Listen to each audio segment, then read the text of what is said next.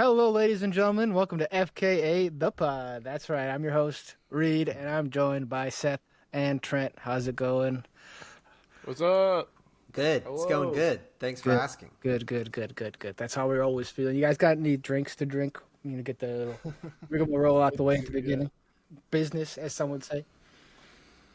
Yeah, I've got a couple. My first one is going to be this yerba mate enlightened mint. Mm.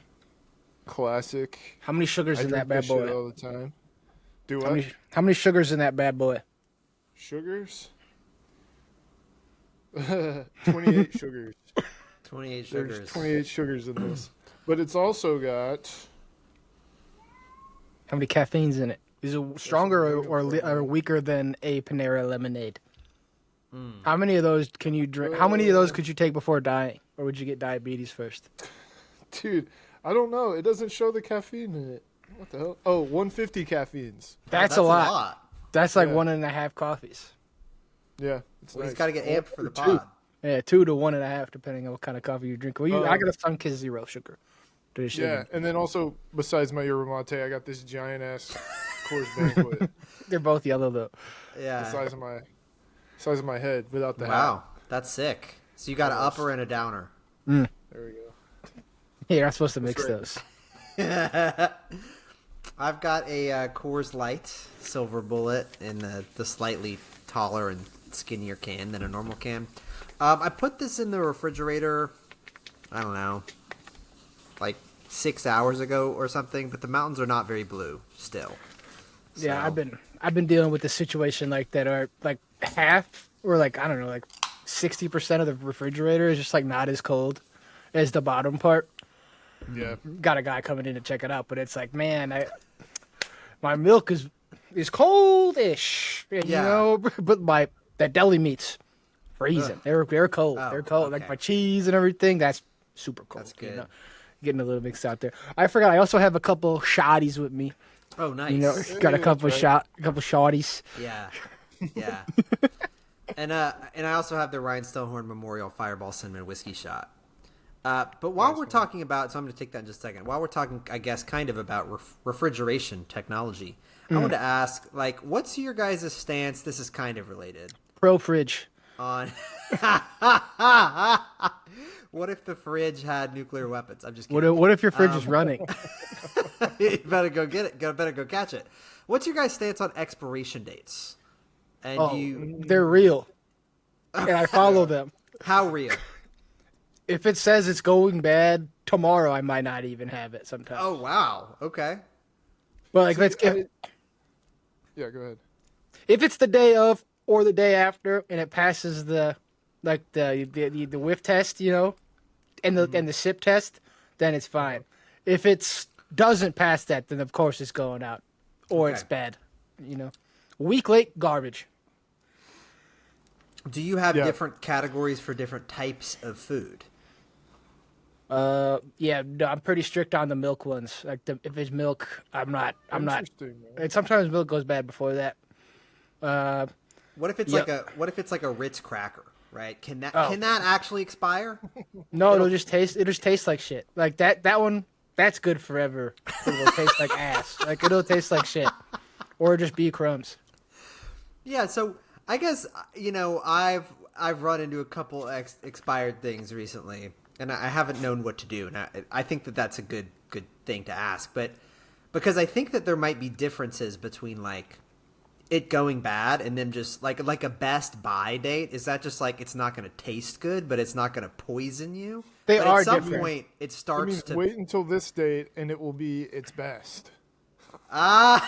eat it on this Yeah. day. It's at its peak. Yeah. No, there's exactly. Use By and Best Buy, and like Use By, I follow. Best Buy, I don't know. Sometimes I just prefer Amazon, but like we good. try Best Yeah. Buy out. That's a good I think one. for me, expiration dates for meat, I'm always following that shit. Oh Right. yeah, oh yeah. Like, I hate saying this, but there have been many of times where I've put chicken in my fridge, planning to cook it, and then don't cook it, and I will always be throwing that out. How long will you let it sit in there? Like a week. No. But like, okay, it goes bad today, right? It's gone bad today. How long until you take it out of the fridge and throw it in the garbage? Till the next time I look in the fridge. Immediately. So you're coming in there after Well, if this, I look right? in my And then fridge immediately, you're it going. might be a day or two before I open my fridge, dude. I don't know. You don't open your fridge daily? Like you're getting like at least. Sometimes. I feel like everybody averages like 3.5 to 5.5 fridge openings at least. I'm opening my fridge like a dozen times a day. I'm just looking in there because I'm a Maybe I little. just don't. Maybe I just don't log every time that I open my fridge in my memory. yeah. Bro, you need a fridge window. Yeah. But with like milk and stuff, I'll give it a sniff. If it's past the expiration date, I'm sniffing. And if it smells fine, I'll give it a little taste. And if I'm it tastes sniffing fine, almost all the time. I'm sniffing almost every time, except for like unless I just bought it. Yeah. But sometimes even if you just bought the milk and then you sniff it, sometimes it's like, it like. Yeah, no, still smell milk smells bad sometimes. Milk does not smell great. And like I'm slow. I've been drinking regular milk a little bit more frequently. Like I drink about a half gallon, or I probably drink a gallon of milk a month in half-gallon sprints. But and I still buy mostly drinking almond and oat. But like, so now I got to get back on this. Milk kind of smells, bro. Milk kind of be smelly. That's true. Yep. It's good for you though, strong bones and teeth. Maybe. The other thing I wanted to say is while we're on expiration dates, Trent, you were like, I'll toss that immediately. Sometimes I'm like, this is expired, but I'm going to leave it in the fridge. Because if I put it in the trash can, then it's going to stink. Oh, yeah. It's gonna be gross, and then I'm gonna take the trash out. Yeah. So it's like, am I leaving something that's gross in my fridge around the food that I want to eat? Yeah, but also like I feel like it's pretty contained in there. But if I take it out, that's bad. What about leftovers? That's the real question. You make dinner on Monday. When is the last day you could bring it to work for lunch? I'd say like Wednesday or Thursday. Thursday seems kind of far. I feel like I wouldn't want to do anything past Wednesday, I think. I mean, this is entirely hypothetical for me because leftovers don't last that long. Oh, really? I agree. We rarely have leftovers. I'm eating them the next day at the latest.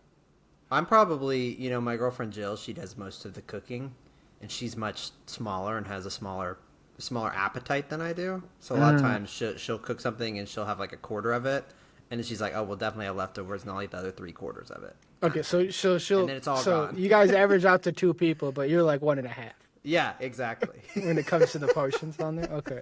But rarely do we have anything left. Like most of the time, it's all gone, Well, which that's is good then. good because I'd rather not deal with the leftovers. I do like leftovers. Like if we had them, I'd be chomping down on those things, but we don't have them, so it's good. Right. Okay. Yeah. Hey, speaking of leftovers, some personal news or not leftovers, expiration dates. Oh. Some personal news from me. When I got my rat tail, I never learned how to braid it, right? And so I have my girlfriend Gita braid it for me all the time. And then recently she said, if you don't learn how to braid it by this date, we're cutting it off. And I was like, okay. And I didn't learn how to braid it, mostly because I was tired of dealing with the rat tail. And so here it is. Oh, what? That's gross. Dude, it's so long. That's crazy. Why do you have it? That's That's crazy. We cut it off. Dude. We cut it off. As of recording this, we cut it off yesterday. so you're still grieving. Do you feel Yeah. light? Like lighter? Yeah, I feel like my head is like just leaning forward all the time. The rat tail was a counterbalance. Gotcha. Also, we hairsprayed it, so it's nice and stiff. Yeah. Nice. Oh, hairspray. It looks good. You got to watch us on I'm gonna put YouTube. this in a Yeah, I'm gonna check put this in out. a shadow box. How many That's funny. months of growth is that? I don't know. Well, I got the rat tail in October, Okay. So like 8. so Wow. I don't know. I think that we see each other once a week or twice a week to record these pods that come out twice a week, right? We're both on Monday. Yeah, or once a week.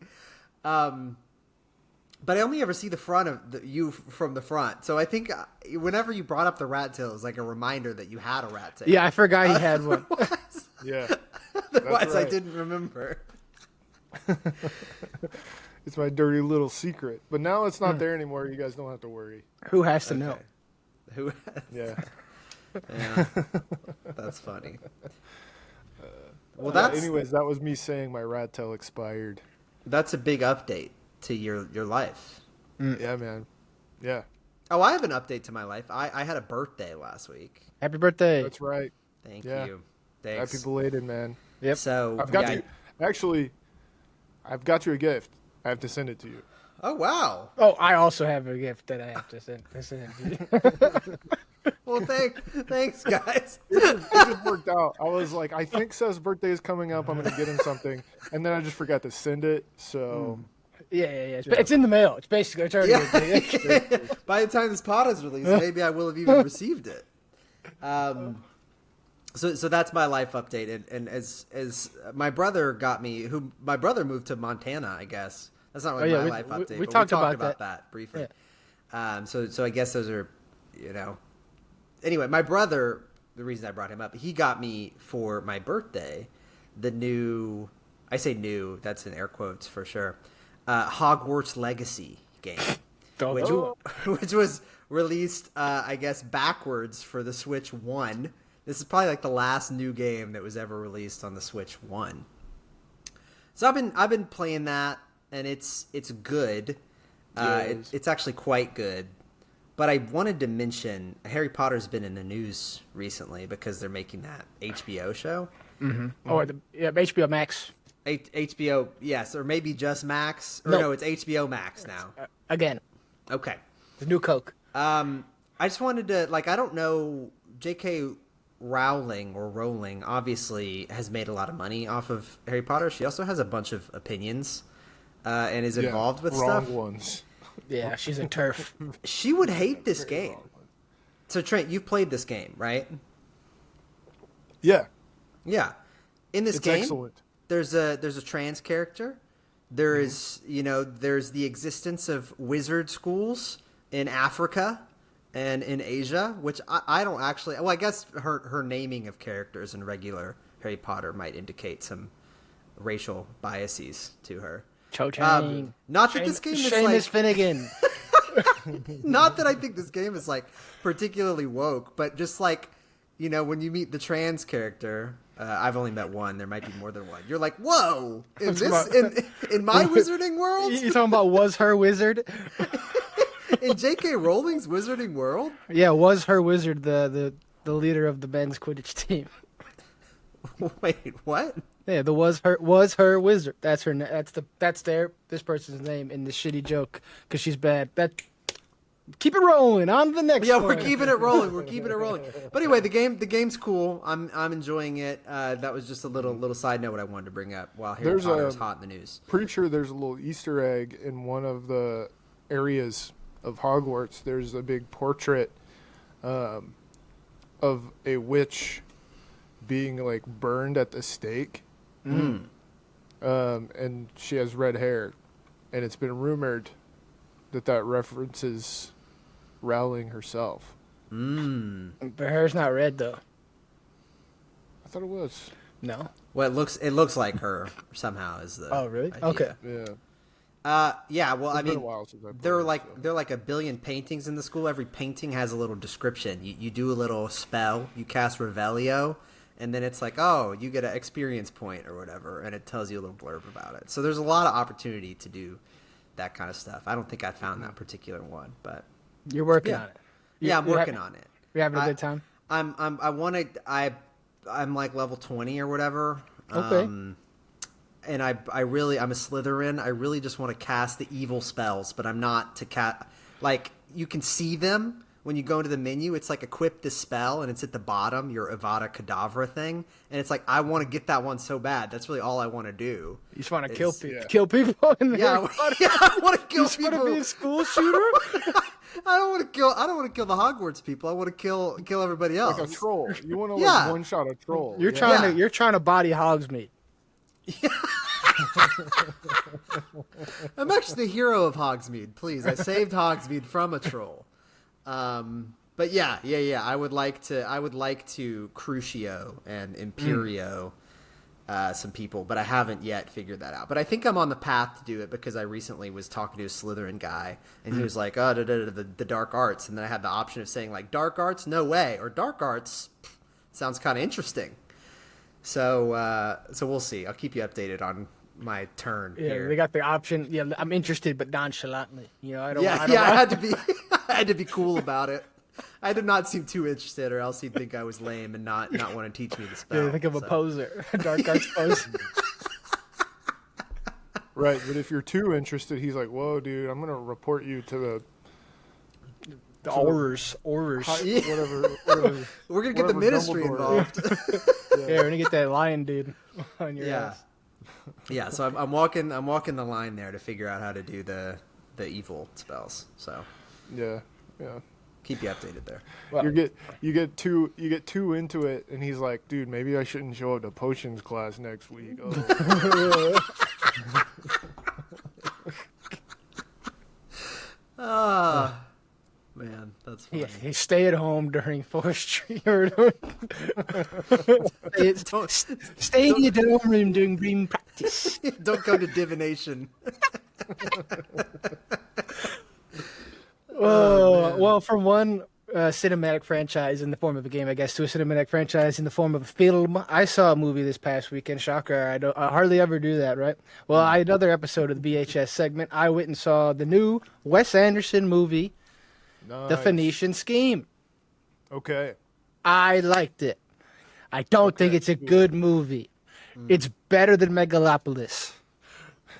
Okay. That's my opening statement. Okay. That's setting the bar pretty medium. I put it at a 3.5 on my Letterboxd. I think if you like Wes Anderson, you're gonna love this movie. You know, Okay. the way he does stuff, delightful. You know, the way everything looks and stuff, great. The story, not too original. It's just like a father-daughter story, like a strange father reconnects with his daughter kind of story. You can tell that from Okay. the trailer. And of course it's weird, right? It follows this guy who's like a shady businessman / like kind of a really shitty guy, but like Yeah. he's Benicio del Toro and he's the main character of the movie, and he's charming, so we don't care that he's like about like using slave labor and stuff. Oh. And they say, yeah, but like that shit, they don't actually see it to be fair, but that's just like one of the kitschy little things. But anyway, yeah, they go through the story about it. But I don't think some of the special effects are really bad. Like Benedict Cumberbatch in this movie, fucking uncanny valley human being. Like it looks so weird, and it's not always the tightest. Like the tightest right. story from one thing to the next. It's kind of it's a lot of just Wes Anderson stuff going on. So if you Yeah. like that, you'd probably like it. If you don't, you wouldn't. Yeah. I think So it's I have it's like the times 10 Tenenbaums for like time 10 by Tenenbaums. It's really Wes Anderson-y. okay. but, So I have a couple of questions. I have not First seen question. Asteroid City. My friends who were with the movie with me said that this was better than that. Okay, cool. That was going to be my first question. Asteroid wow. City was kind of a bust, in my opinion. It wasn't very good. Second question, what's the scheme? Good question. Why are they playing basketball underground? So Benicio del Toro, the scheme isn't really super defined. It's like some kind of infrastructure project. Really, Okay. at the end of the day, I don't know like the So exact. it is like Megalopolis. Yeah, it doesn't really matter like specifically what the what they're trying to do is. It's like not that important. It's a big infrastructure Okay. thing. The whole movie is they're trying to put like the powers that be, like the central like intelligence agencies or whatever. Like a lot of people don't like Benicio del Toro. He's kind of just like fucking everybody's shit up a little bit, and he's just like kind of in every all the pots, and he's like really annoying. So people are trying to squeeze him out, so they'd like do some like economic squeeze on a particular manufacturing piece that they're using, and it changes the margins. Whatever. It's like, but basically, he needs more money for this project, so he's gonna go around and talk to each of his partners and try to get that money back, or try to get that money so the project can go on. That's the movie, and then also, like, since he kind of sucks, he's going through like a lot of people try to assassinate him and stuff. So he brings his daughter, like he like starts like setting up his daughter to be like his successor and stuff. But it's really just a movie about a estranged father and daughter coming together kind of thing. Yeah. Okay. Nice. And then my last question: were there any animated sequences? No, I wouldn't say like full animated, but they do have like the opening sequence, like for like the title screen, not the title, but like when the credits are coming on. That's like it's shot from top down, and everything's kind of going on, and it's like really choreographed, and you could look at a different part of the screen, and everything like and a different thing is happening in each part. You could probably watch. I mean, it'd be kind of boring, but you could watch this intro like 4 or 5 different times and see something new. But it is just a slow intro part of a movie, so like it would be kind of boring. So like, and there's like cute little diagrams and stuff, but there's no actual like animation, the Mr. Fox stuff going on. And to answer your question, Seth, they're playing basketball as like a competition to try and get some of that to renegotiate a contract that's going on. Interesting. Okay. So it's like if you beat me in this basketball, then we'll agree to your crazy terms. Benicio del I Toro. like that. Replace war with sports.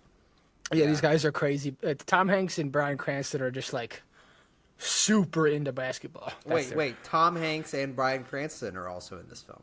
Wow. Yeah, they're the ones playing basketball. I thought you knew that. Like, I guess I've that's seen. like my top 2 actors. That's probably yeah. Dude, everybody's in there. Maybe not Edward Norton. I don't think I saw him.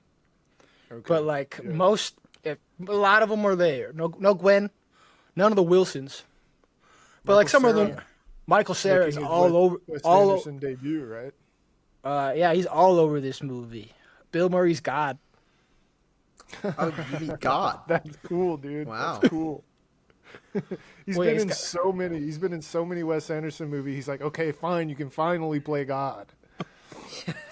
That's funny. I think if you like The French Dispatch, you like this movie Yeah. because That's- this was a. No, never mind. I think the Isle of Dogs was a spin-off of the whatever. But I think I'm not exactly sure of the story. I watched like a video as well, the Wes Anderson his variety interview. You know, they have like the actors go on there and like, oh, I'm Stellan Skarsgård. Here's all the movies that I was in. And they talk about them. They did the same thing, but for directing for the Wes Anderson movies. It was pretty entertaining. It was pretty cool to watch it because I'm a fan of the movies. And he was saying that like some of them, I think it was Isle of Dogs. That was like a spin-off of the French Dispatch. So they just made that the whole thing, like its own movie, and then they would do the French Dispatch on there. So I think this might have been. My theory is since Benicio del Toro was in the French Dispatch, I think they just kind of vibed and they were like, let's make another movie. Yeah. There, because that's like kind of what this shit is. Because he's getting all these people in, and he's just doing like an artist troupe, and everyone kind of refers to it as that. So I think it's kind of cool. He's the Shakespeare guy, or like he's like, hey, we want to be in his movies because his movies are like cool and fun and stuff. Yeah. Yeah, that is pretty neat. I wrote down like, I think the movies are delightful to watch. Like I always, So, I didn't really start getting into Wes Anderson movies until maybe around the French Dispatch. I had seen a couple here and there, but that's when I was like starting to follow his stuff, right? And so I went back and watched some that I hadn't seen before, and it feels like his newer movies are like leaning more into his own style, which is kind of cool, but at the same time, it's like it'd be pretty nice if one of these days he went back and like changed something about his style to do something a little bit different and throw everybody off. Because you go back and you watch like Darjeeling Limited, or like Moonrise Kingdom, and it doesn't feel as like put together as like, I don't know, organized as some of his new stuff, and I kind of like it. You know, his new stuff is very, very like it's very, very put together. It's very like artistically made, and it's like, oh, this is going here and doing this. Everything is purposeful. Yeah. But it's also weird. It's like, why are you making this out of felt? Or like, why is this like, why is this? There's a lot of felt, I feel like. It's like, why is this so soft? Like, why is everything in this room soft? I really like that. I think You should watch. I think I'm gonna watch Bottle Rocket next. I think that's the one I want to see. I His think that's first like film. his first one. Yeah, with the Wilsons, Yeah. my cousins somehow. Maybe Somewhere down the line. somehow, yeah. Nice, So dude. that's that movie, and I think I have another movie topic. This is more a question. Can I see The Materialist alone? Or do I have to get like people to go to that with? Beats me. I don't know what you're I don't talking know, about. Oh, this is I gonna be. only know that it's supposed to be like it's a rom-com. Is that what it is? I don't know if it's really a com as much, but it's like it's got Captain America and the Mandalorian and Madam Web in it, and they're like, Oh wow. So it's like the new Avengers asterisk. It's Kinda. the new Avengers, but they make out. yeah, So Madam Web. this is like Challengers. This movie. I basically. think I've heard female Hitch, but like it's not as like fun as Hitch. It's more like, or it's like it's not as funny in the situations that are set up. It's more not like it's like, oh, these are jokes and stuff. Like it's like yeah. it's just more like a. But people are giving it really good reviews, so I might check it out. But it's about this like she's like should do it, man. set up don't she think- sets up like matches. She's like a matchmaker, and then she has to choose between Chris Evans, the bum, who is Chris Evans, big bum, that guy, and then Pedro Pascal, who is a billionaire. Wow. Well, I know who I'm gonna choose. But he got. That's right. Here's the thing: he got like height surgery. He lengthened his shins or whatever. Yeah, Okay. that probably means he can't like run, right? No, but There's he's got a to be some billionaire. consequences to that. It's tough for him to do stairs. Yeah, but I'd choose the billionaire probably if I was what's her name? Yeah, let's be honest, man. We're not we're not morally over choosing the billionaire. No. Well, yeah, we probably won't be in that situation, though. yeah. There's not enough female billionaires, and you two are locked up. Yeah, but we're in favor of there being more female billionaires. We'll say No, it here no first. more billionaires. No, Zero if there's a female billionaires. billionaire, we got to chop their head off. Yeah, exactly. Or at least 3/4 of it. She could, they could be nearly headless. Headless. That's a. I don't think haven't- he's not in the game. I haven't found him yet. I'd like to. I haven't seen any new movies lately, but I did actually read another book that I wanted to Show Extracurricular you guys. activities Impressive. outside of the club here. tell you guys about. Yeah, I've been doing some extra homework here. I read this short book recently. It's called "This Is How You Lose the Time War." Pretty short, not Okay. too bad. Read it over the weekend. Fiction book, nonfiction book. No, it's science fiction. It's Okay.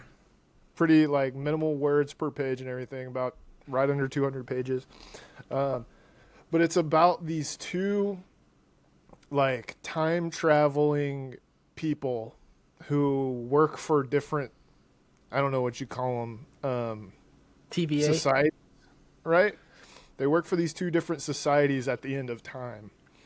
Very much kind of like a Loki. Yeah, the rival TV Loki. show, but- Rival right. local people. Yeah. So there's this one character whose name is Red, and she works for this like big technocracy group. That's pretty Right. funny. Is And the other she's one like, named Blue? Yeah. And she's got, Red comes from a technological society. It's probably a And she's got a pseudonym. bunch of like extra parts and like robot parts and special organs that make her Okay. immune to poisons and stuff like that. And then Okay. there's Blue, who is from like a nature society called the Garden, and it's at the end of a different timeline. And they're both these time travelers who go back through time. Wait, to does she? different- Wait, does the other person, the nature lady, does she get powers too, or is she just like a normie? Nature Man. Nature man? Yeah, Nature man, well, robo no, cyborg girl. It's two women, man. Oh, It's okay, Oh, sorry. yeah. Come on, Seth, bro. It's I a thought it was sapphic gonna time be- traveling relationship here. Yeah, sorry. I thought it was gonna be a heterosexual time travel relationship, but sorry, I didn't mean No, to. anyways, it's these two characters, Red and Blue. Blue, I guess she probably has some special abilities as well, but it's not as clear what they are, really. But both of them can fucking time travel, so that's pretty impressive. Yeah, that's pretty good. But what they do they're both trying to win the time war for their side, the technology side and the nature side.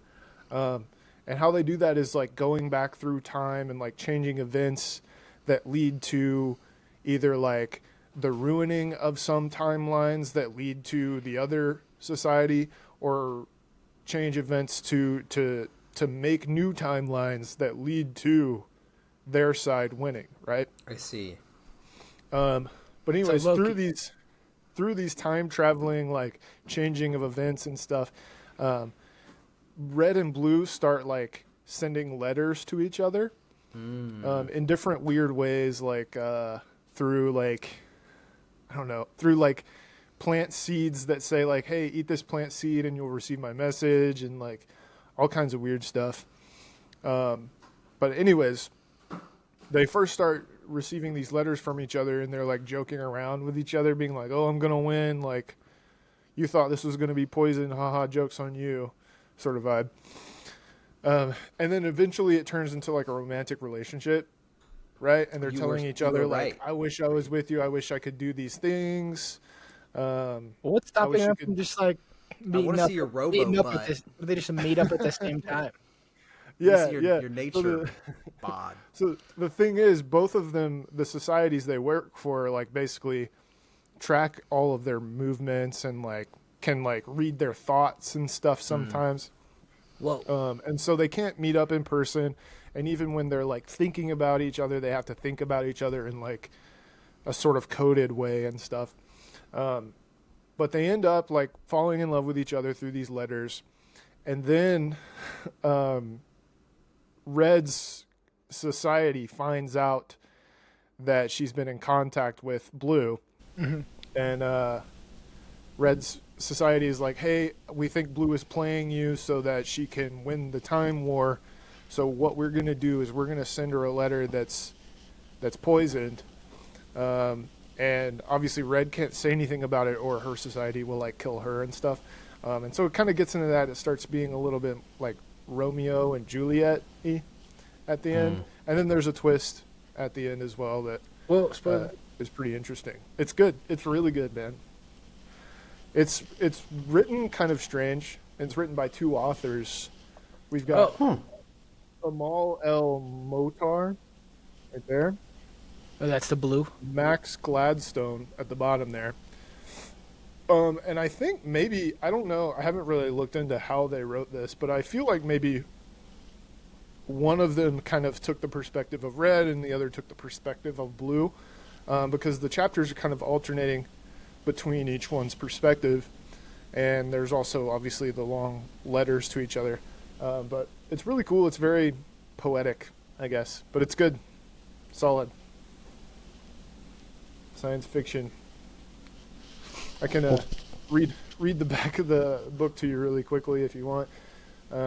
It says, in the ashes of a dying world, Red finds a letter marked "Burn before reading."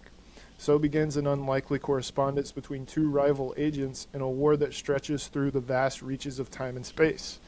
Red belongs to the Agency, a post-singularity technotopia. Blue belongs to the Garden, a single vast consciousness embedded in all organic matter. Their pasts are bloody and their futures mutually exclusive. They have nothing in common, save that they're the best and they're alone.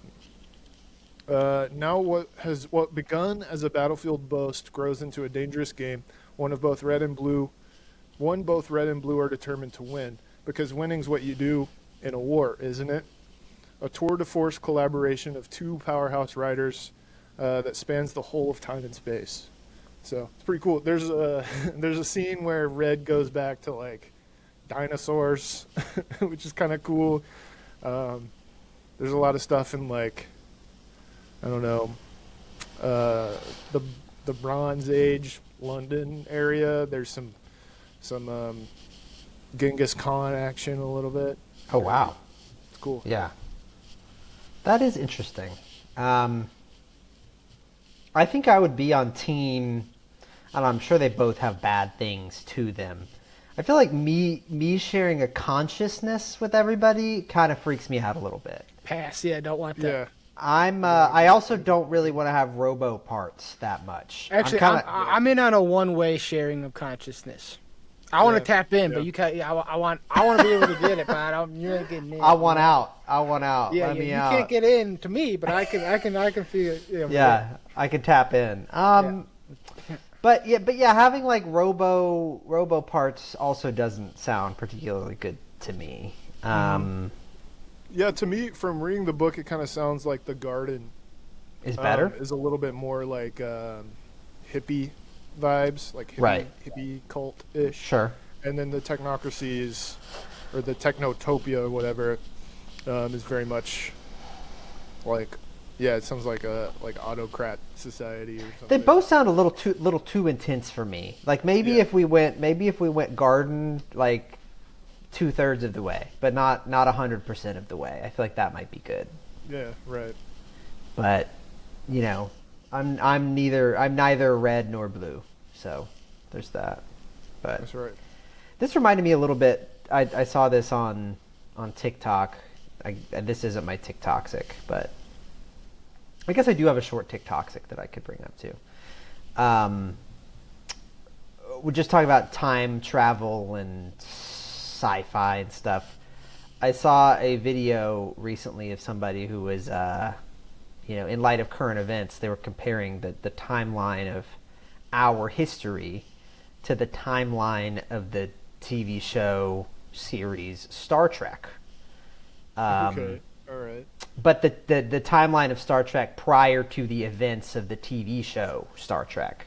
Oh. Because if you think about it, to get to Star Trek, which is in the year 21 or 2200 or something, some stuff has to happen on Earth for Star Trek to be made possible, right? Yeah. So I don't actually know when it takes place, but Star Trek, they're like, I've watched the movies with Chris Pine or whatever, but I don't know anything about the show. But there's like a United Earth Federation. I think it solved all the problems on Earth. Yeah. There's no problems on Earth anymore. So There were some big problems on Earth. Which is that's what just kind of has to happen before time travel becomes like remotely important. Or not time travel, space travel becomes remotely important, right? You fix the planet and then you go somewhere else. Ideally.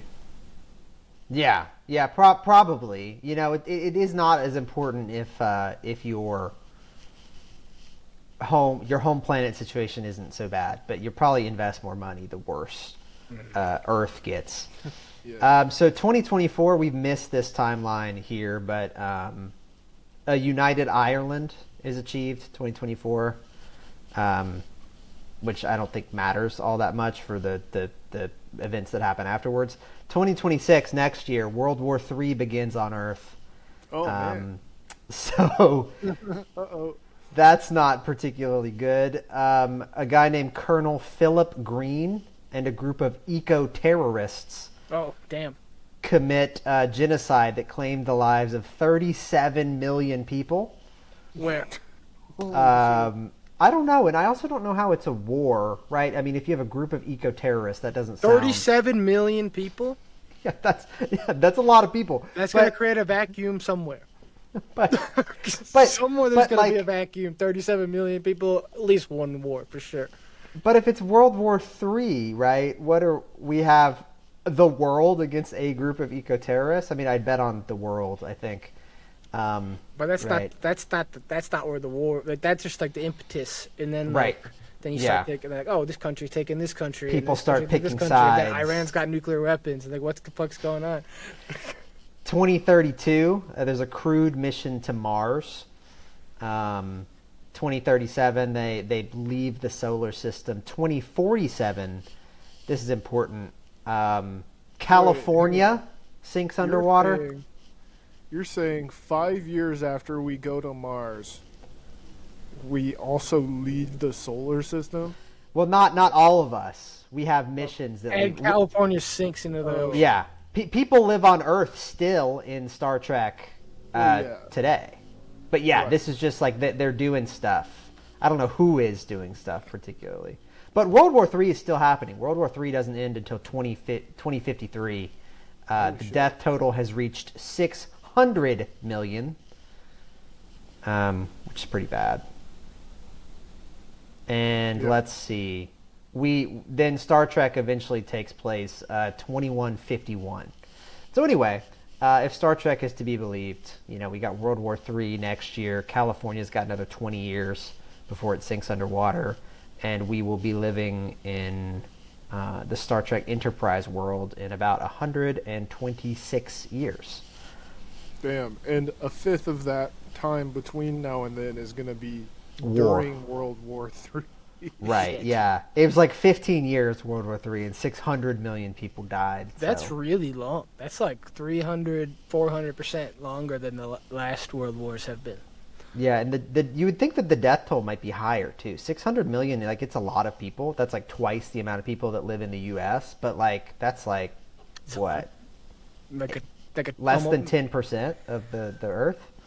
Yeah, I don't know how billion numbers work really big. So We're not supposed to. We as humans are supposed to understand the difference between like 3 and 4. Like that's what our brain. 3 coconuts versus 4. 4 is more. Yeah. But Well, what happens when somebody comes along and they have 400 billion coconuts? yeah, right. Well, It's like that's just it's like you don't have that's like it's over infinity. You just put the limited infinity thing. It's kind of like whatever. yeah. If we have 400 million coconuts, we're gonna be fine. That's what we say. Well, how We'll do we take that stop- one. How do we stop that guy from taking our 4 coconuts? Oh, right. Yeah, I don't know. Or we throw more coconuts at him. I don't know. Shit's crazy. Yeah. But I hope you like this episode of FKA the Pod. You can follow us anywhere. That's X, that's Instagram, that's TikTok, that's at YouTube.com. We are FKA the Pod. That's right. We're at FKA the Pod everywhere. And you can send us an email at fkathepod@gmail.com. Turn in next week when we're talking about what books we're going to get, okay? For our upcoming season of book club. That's right. Season 2 of Book Club. Season 2. All right, roll tide.